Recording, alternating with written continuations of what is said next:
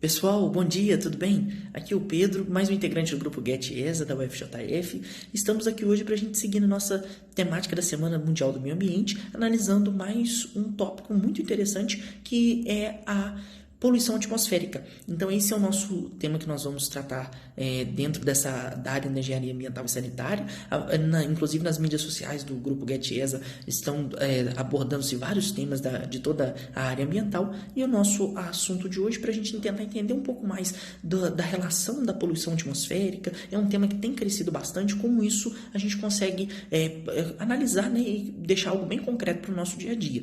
Então, para a gente entender alguns pontos, a ONU, por exemplo, no ano passado, em 2019, definiu como um tema central da Semana do Meio Ambiente a poluição atmosférica. Isso já tem mostrado, exatamente corroborado a importância dessa temática, e a gente consegue, com alguns pequenos exemplos, entender o dia a dia delas e de toda essa importância, né, dessas qualidades e desses estudos que estão sendo realizados na área de poluição atmosférica. Então, para a gente começar, um exemplo simples, mas de comparação muito concreta, por exemplo, um nutricionista, um médico indica, né, uma determinada quantidade, um volume de água que um adulto normal deve ingerir por dia. Por questões de saúde, ele deve ingerir um determinado valor de volume de água. Mas pouco é relatado, embora os estudos apresentem também, né, a gente acaba discutindo um pouco, enfatizando um pouco, por exemplo, a quantidade de ar que um adulto inala por dia. Olha que interessante, pessoal, em um minuto, um adulto inala cerca de 7 litros de ar.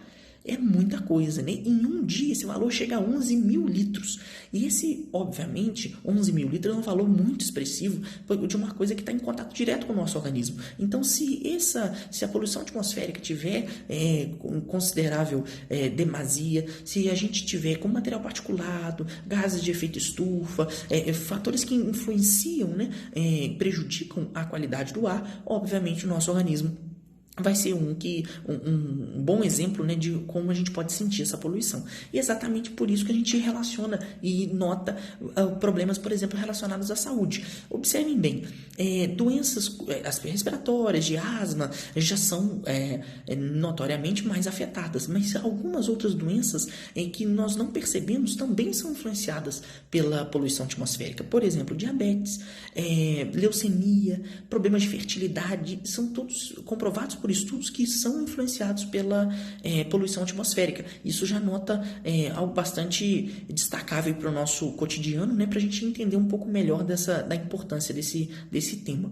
Além disso, a gente nota a poluição atmosférica interferindo, né, com fatores ali importantes no ciclo da água. Por exemplo, o ciclo da água, questão da formação das nuvens, que altera a pluviosidade. A gente nota regiões que não choviam, por uma determinada série histórica, não choviam tanto, estão passando a chover, chovendo de forma irregular, com uma intensidade muito maior ou muito menor do que outrora. Então a gente tem que destacar isso com muito cuidado para a gente tentar entender um pouco melhor desse tema. Além disso, a gente nota também questões relacionadas aos materiais particulados que prejudicam, por exemplo, na agricultura. Olha que interessante, materiais particulados atrapalham a passagem da radiação solar, inclusive relacionado também ao próprio ozônio, e esse impedimento, esse fato de atrapalhar a passagem da radiação solar prejudica, por exemplo, o cultivo de soja, de milho, e isso a gente consegue contabilizar, quantificar em termos financeiros, inclusive. Por exemplo, o milho, ele é até 10% atingido, a soja pode chegar até 15% do seu rendimento atingido, também a plantação e o cultivo, né? E a gente consegue quantificar. Isso acaba gerando em torno de cerca de 15 bilhões de dólares por ano, quantificados, prejudicados por questão da relação da poluição atmosférica nessa agricultura. Então, com esses exemplos que são simples, mas a gente consegue notar a importância dessa temática. E é justamente por isso que a gente, como toda semana nossa aqui no Get ESA, a gente está convidando vocês a postar uma foto, postar um vídeo, marcando as nossas mídias sociais, mostrando, entendendo ações que vocês consideram importantes para a questão da poluição atmosférica.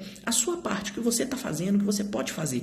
Por exemplo, se você precisa sair de casa nessa época de pandemia, priorize, por exemplo, o uso de bicicleta. Se você precisa ir de automóvel, utilizar um automóvel, tente abastecer com etanol, que comprovadamente emite, né, na emissão de gases poluentes consideravelmente menor do que a gasolina. Então são ações simples que estão ao nosso alcance, né, que a gente consegue interferir e fazer a nossa parte para a gente contribuir para a questão da redução da poluição atmosférica.